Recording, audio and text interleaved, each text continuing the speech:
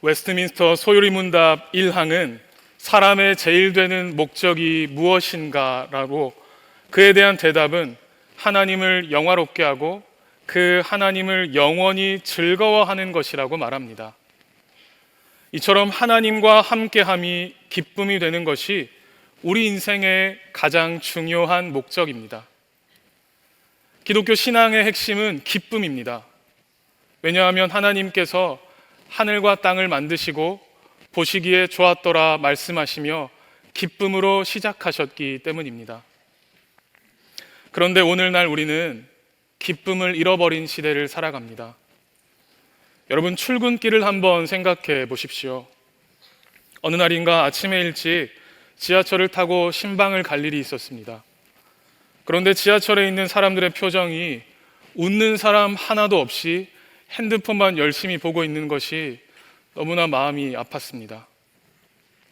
나라의 미래를 책임질 학생들을 보아도 기쁘고 밝은 표정의 학생들을 찾아보기가 쉽지 않습니다.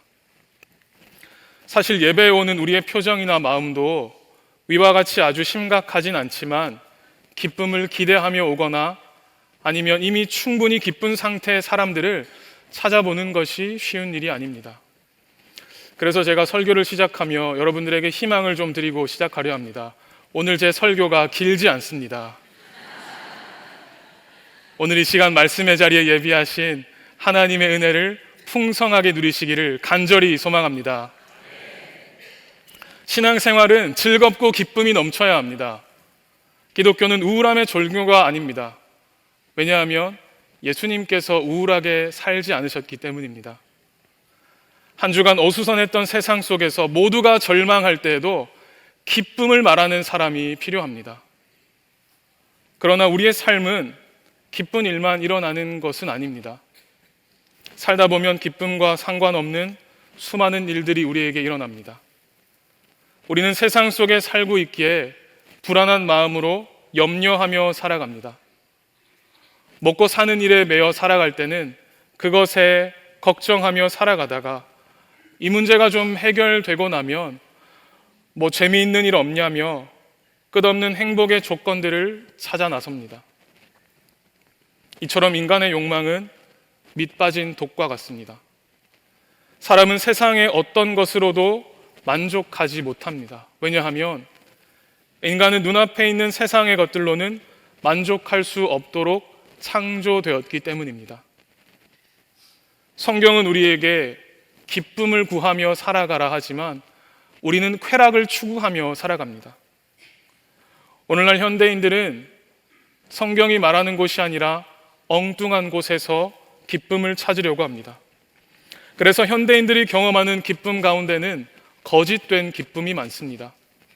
기쁨인 것처럼 보이지만 사실은 기쁨이 아닌 것입니다. 기쁨과 쾌락은 다릅니다. 주님이 주시는 기쁨은 영원하지만 세상이 주는 쾌락은 잠깐일 뿐입니다.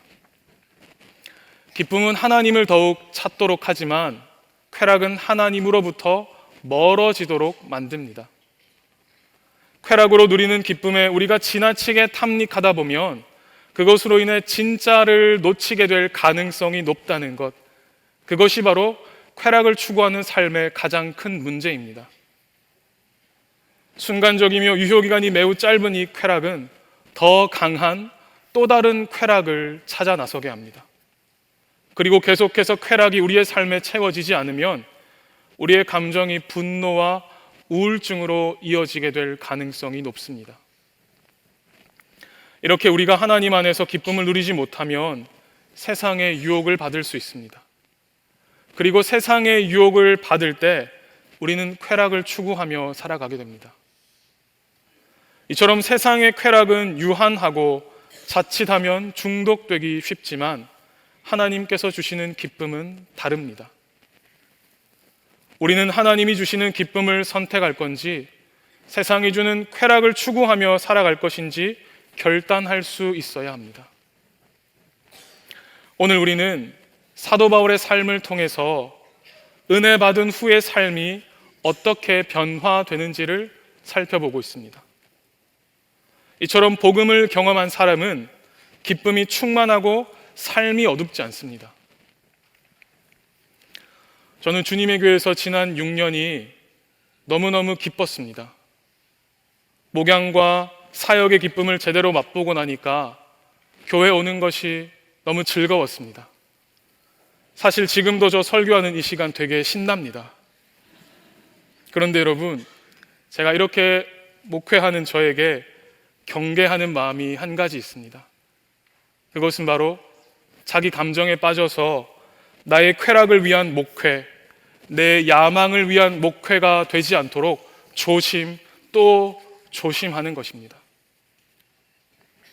어떤 사람은 정말 열심히 살아가는데 자세히 들여다보면 하나님이 주시는 기쁨으로 사는 게 아니라 그저 자신이 좋아서 열심히 하는 경우들이 있습니다. 어떤 일에 열심을 내는 마음은 너무 귀하지만 자신이 좋아서 열심히 하는 경우의 한계는 자신이 좋을 때까지만 열심히 한다는 것입니다. 다시 말해서 조건과 환경이 맞을 때까지만 열심히 하고 기분 나쁘면 하지 않습니다. 여기서 우리는 중요한 교훈을 한 가지 얻습니다. 바로 하나님께서 우리에게 맡겨주신 일을 하나님이 주시는 기쁨으로 감당해야 한다는 것입니다. 기쁨을 잃으면 삶이 무너집니다. 기쁨을 잃으면 가정이 위험해지고 기쁨이 없으면 사역을 오래 할 수 없습니다. 기쁨이 없는 헌금은 아깝게 여겨집니다. 한 사람의 가치와 탁월성은 그가 사랑하는 대상과 기뻐하는 이유를 보면 알 수 있다고 했는데 오늘 여러분들은 어떤 것을 기뻐하며 살아가십니까? 여러분은 하나님으로부터 나온 기쁨을 사모하며 살아가십니까? 아니면 자신이 만들어낸 기쁨을 의지하며 살아가십니까? 기쁨은 하나님의 성품입니다. 그러므로 우리 안에 기쁨이 넘칠 때, 우리가 즐거워할 때 하나님을 닮아가게 됩니다. 우리가 기쁨을 구하며 살아가는 이유는 단순히 나의 감정을 위해서가 아닙니다. 사실 기쁨은 하나님께 대한 우리의 마땅한 반응입니다. 우리가 기뻐할 때 하나님도 기뻐하시며 더 나아가서 우리의 기쁨을 통해 하나님을 더욱 기쁘시게 하며 살아가야 할 의무가 우리 모두에게 있다는 것입니다. 기쁨에는 여러 가지 장점이 있습니다. 기쁨은 삶에 활력을 주고 열정을 일으켜서 사람을 적극적으로 살아가도록 만듭니다. 기쁨을 유지하기만 하면 못할 일이 없습니다. 그래서 기뻐하는 사람들은 어디서나 적극적으로 살아갑니다. 이처럼 기뻐하는 사람을 누구도 이길 수 없습니다. 그래서 우리는 기쁨을 빼앗기지 말아야 합니다.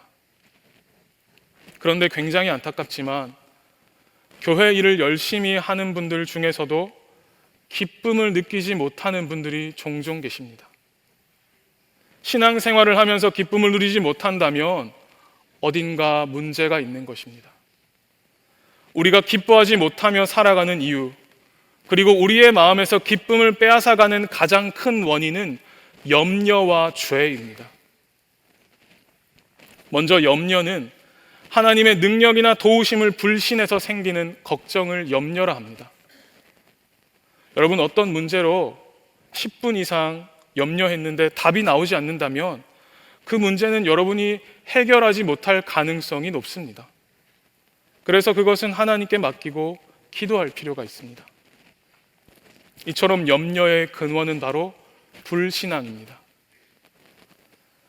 그리고 우리의 마음에서 기쁨을 빼앗아가는 또 다른 원인인 죄는 우리를 우울하게 하고 슬프게 하고 절망하게 합니다.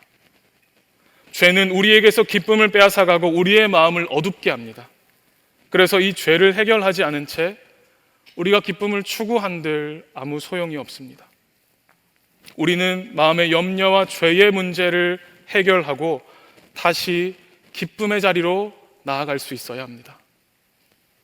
오늘 우리가 함께 살펴보고 있는 빌립보서는 옥중서신으로 사도 바울이 감옥에 있을 때 쓴 편지입니다. 바울은 지금 감옥에 있으면서 감옥 밖에 있는 사람들을 향해서 기뻐하라라고 말합니다. 언제 사형을 당할지 모르는 형편에서 그는 감옥 밖에 있는 사람들에게 기뻐하라고 말하고 있습니다. 감옥은 우리가 잘 아는 것처럼 자칫하면 생각도 행동도 자유로운 곳이 아닙니다. 그리고 자칫하면 억울한 생각과 우울함으로 인한 분노로 인해서 삶이 피폐해질 수 있었습니다. 그런데 바울은 그곳에서 감옥 밖에 있는 사람들을 향해서 기쁨을 이야기하고 있습니다. 그가 감옥에 있으면서도 이렇게 말할 수 있었던 가장 중요한 이유는 바로 하나님께서 일하심을 믿었기 때문입니다. 그 믿음이 바로 바울에게 평안과 기쁨을 허락해 주었습니다. 우리는 오늘 내가 처한 상황 속에서 기뻐하지 못하는 이유는 지금도 살아서 역사하시며 나를 위해 일하시는 하나님에 대한 믿음이 부족하기 때문입니다. 이렇게 우리는 믿음도 부족하고 세상에는 내가 기뻐할 만한 조건도 없는데 우리가 항상 기뻐하는 일은 과연 가능할까요? 성경은 사도 바울의 형편과 그의 고백을 통해서 오늘날 우리도 항상 기뻐하는 삶이 가능하다는 결론을 제시하고 있습니다. 바로 주 안에서라는 전제가 있을 때입니다. 주 안에서 항상 기뻐하는 것은 가능합니다. 주 안에서 기뻐하라는 말씀은 먼저 어떤 형편에서든지 주님 때문에 기뻐하라는 말입니다. 지금 여러분들이 어떤 형편에 계시든지 주님 때문에 기뻐하는 인생을 살아가실 수 있기 바랍니다. 오늘도 우리가 기뻐할 이유는 주님 때문이라는 사실을 기억하시기 바랍니다. 이처럼 기쁨은 다른 곳에 있지 않습니다. 바로 주 안에 있습니다. 바울은 항상 주님 안에 있었습니다. 그래서 그는 항상 기뻐할 수 있었습니다. 지금 바울에게는 기뻐할 만한 조건이 하나도 없습니다. 자유의 몸이 될 만한 희망도 보이지 않았지만 그는 어떤 형편에서든지 항상 주님 안에 있으면서 기쁨의 삶을 포기하지 않았습니다. 바울이 기뻐할 조건은 단 하나, 주님 안에서였습니다. 바로 그 하나의 조건이 바울이 처한 고난의 환경을 넘어 바울 인생 전체를 기쁨의 삶으로 견인하고 있습니다. 세상의 가치관은 예수 믿는 우리, 그리스도인으로 살아가는 우리로 하여금 끊임없이 주 밖에서라고 유혹합니다. 소망이 없는 세상 속에서 바울은 주님 안에서 항상 기뻐하며 하나님의 은혜를 기억했습니다. 오늘 우리도 항상 기뻐할 수 있는 비결이 있습니다. 바로 주 안에 있는 것입니다. 우리의 노력으로는 기뻐할 수 없지만 그리스도 안에 있으면 항상 기뻐할 수 있음을 믿으시기 바랍니다. 바울은 주 안에서 항상 기뻐하며 하나님의 은혜를 기억했습니다. 하나님의 은혜로 구원받은 기쁨, 하나님의 은혜로 복음을 전하는 기쁨, 하나님의 은혜로 임마누엘 하나님과 동행하는 기쁨, 이러한 기쁨들이 바울로 하여금 감옥조차도 진리를 선포하는 장소로 만들어 주었습니다. 바울이 항상 기뻐할 수 있었던 힘은 in Christ, 그리스도 안에 있는 삶이었습니다. 여러분, 우리는 기쁨을 생산할 수 없습니다. 우리에게서는 기쁨이 나오지 않습니다. 기쁨의 원천과 뿌리는 오직 그리스도에게 있습니다.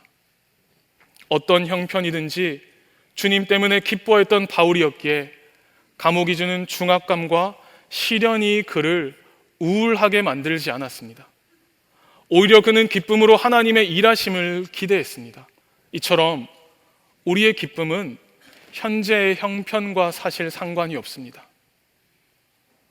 또 사도 바울이 주 안에서 기뻐하라는 말씀은 기뻐하는 것이 삶의 습관이 되어야 한다는 말입니다. 습관이란 애쓰지 않아도 저절로 되는 것입니다. 하도 많이 해서 별 생각 없어도 그냥 하는 것, 그것이 습관입니다. 바로 이렇게 주 안에서 기뻐하는 것이 우리의 삶의 습관이 되어야 한다는 것입니다.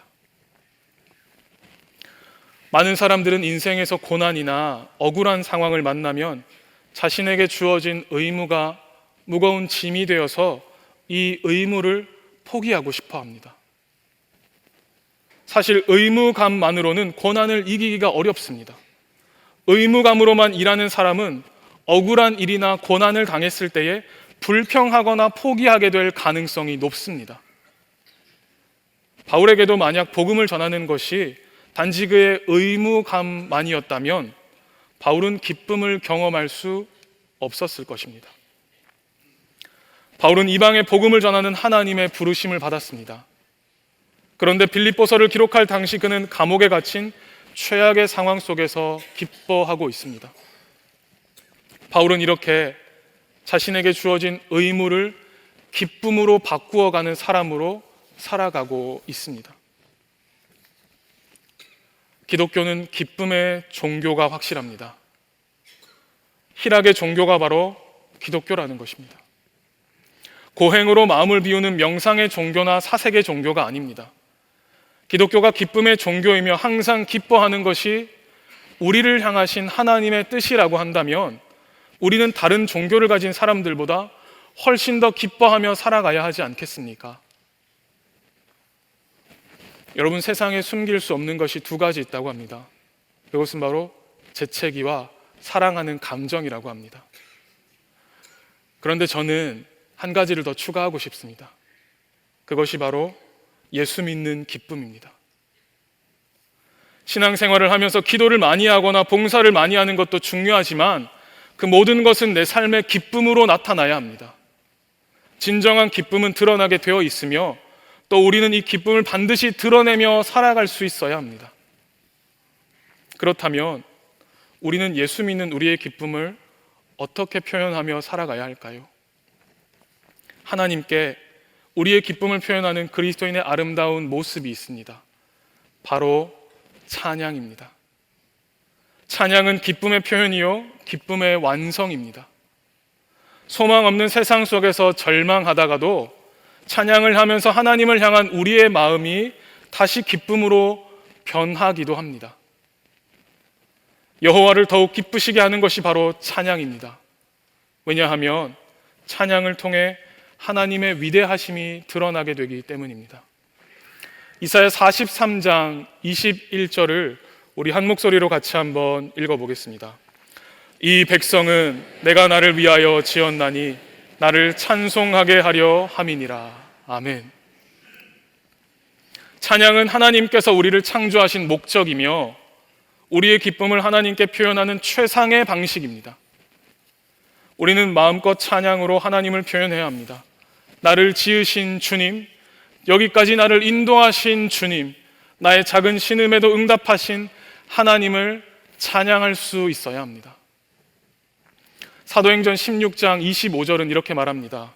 한밤중에 바울과 실라가 기도하고 하나님을 찬송하며 죄수들이 듣더라. 아멘. 바울과 실라는 억울하게 감옥에 갇힌 절망의 순간에 하나님을 찬양합니다. 인생의 깊은 어려움 가운데에서도 찬양의 삶을 살았던 바울과 실라를 통해서 우리는 모든 인생이 하나님을 찬양할 의무가 있다는 것을 깨닫게 됩니다. 이렇게 바울의 인생은 늘 하나님의 일하심을 믿었으며 주님 안에 있음을 기억했습니다. 그런 바울은 늘 기뻐하며 하나님을 찬양할 수 있었습니다. 사랑하는 성도 여러분, 하나님께서 우리 삶을 인도하고 계심을 기억하며 어려움 중에서도 찬양을 포기하지 마시기 바랍니다. 최악의 상황에서도 하나님을 찬양하십시오. 그것이 하나님의 능력을 부르는 역사입니다. 하나님께서 우리를 통해 어떤 역사를 이루실지 모르지만 우리는 하나님을 찬양해야 합니다. 하나님께서 아직 내 문제를 해결해 주시지 않으셨더라도 하나님은 찬양받기 합당한 분이시기에 우리는 하나님을 찬양하며 살아갈 수 있어야 합니다. 인생의 암흑 속에서도 하나님을 찬양하는 사람으로 살아가실 수 있기 바랍니다. 바울은 죽음의 위협 앞에서 담대했습니다. 비굴하게 살고자 변명하거나 진리를 타협하지 않았습니다. 오히려 받은 은혜를 귀하게 여기며 예수 믿는 기쁨을 찬양으로 표현하는 사람으로 바울은 그렇게 살아갔습니다. 기쁨이 없다고 찬양을 멈추지 마십시오. 확신이 없다고 기도를 중단치 마십시오. 의심이 있다고 예배를 포기하지 마시기 바랍니다. 찬양하는 동안에만 우리의 입술이 죄를 짓지 않기에 우리는 우리의 입술로 하나님을 찬양하며 살아가야 합니다. 기쁨의 찬양을 드리는 사람들은 하나님의 특별한 은혜와 보호 속에 살아갈 것입니다. 찬양을 드리는 그 현장에 성령님께서 강력하게 임재하실 것입니다. 닫힌 것들이 열리고 묶인 것들이 풀어지는 역사가 일어날 것임을 믿으시기 바랍니다. 부끄러운 고백이지만 저는 장로의 신학대학교 신학대학원을 삼수 끝에 어렵게 입학했습니다. 핑계를 좀 대자면 학부를 졸업하기 전 11월에 준비가 좀 덜 된 상태에서 시험을 응시하고 한번 쳤습니다. 하지만 신대원 입학시험에 3번을 응시했으니 삼수가 맞는 셈입니다. 학부를 졸업하고 저는 고향을 떠나서 서울의 좁은 고시원에서 만 2년을 혼자 지내면서 입시를 준비했던 어려웠던 시간들이 있었습니다. 적은 나이는 아니었지만 부모님의 품을 떠나서 홀로 지내던 날들이 정말 쉽지 않았습니다. 당시 마음에 여유가 없고 불안했던 저는 멀리 계시는 어머니께 늘 얼마나 무례하고 까칠했는지 모릅니다. 그래서 지금은 돌아가신 어머니를 생각하면 그때가 생각나서 늘 목이 메어옵니다. 장신대 신대원 입시 3수를 시작하던 2009년 마음에 여유가 없었던 저는 1월 초에 어머니 생신과 설날 명절도 뒤로 한 채 고향 교회에서 송구 영신 예배만 드리고 서울로 혼자서 훌쩍 올라와 버렸습니다. 그렇게 3수를 시작하려던 서울에서의 첫날 밤, 다스릴 수 없는 인생에서 만나는 암담한 상황과 쉽지 않은 인생의 무게에 고시원의 작은 방에서 혼자 한참을 울었습니다. 그런데 그날 밤 어머니는 불안한 저의 마음을 어떻게 아셨는지 이렇게 문자 한 통을 주셨습니다. 사랑하는 시영아, 너무 잘하려고 하지 마라. 엄마는 네가 행복하면 된다. 잊지 마. 엄마가 너를 위해 기도한다. 사랑해, 우리 아들. 사랑하는 주님의 교회 성도 여러분, 우리 모두에게는 우리가 정말 행복하게 살아가길 원하는 하늘 아버지가 있음을 기억하시기 바랍니다. 그리고 그 하늘 아버지께서 우리가 행복하길, 우리가 기쁘게 살아가기를 바라고 계십니다. 우리는 그리스도 안에서 기뻐해야 합니다. 그러면 기쁨의 힘이 나를 어디론가 이끌어 갈 것입니다. 그리고 무언가를 하게 할 것입니다. 그리고 그곳에서 역사가 일어날 것입니다. 찬양받기 합당하신 우리 주님께 다시 기쁨의 찬양을 올려드리시기 바랍니다. 마음 다해 기뻐 하나님을 찬양하는 인생을 살아가실 수 있기 바랍니다. 말씀을 정리하겠습니다. 하나님의 일하심을 믿고 주 안에서 기뻐했던 바울의 고백이 여러분의 고백이 되실 수 있기 바랍니다. 새로운 한 주도 의무를 기쁨으로 바꾸어가는 사람으로, 기쁨을 찬양으로 표현하는 사람으로 살아가셔서 하나님께 영광 돌리며 살아가시는 우리 사랑하는 주님의 교회 성도님 한 분 한 분이 되시기를 예수님의 이름으로 축원합니다.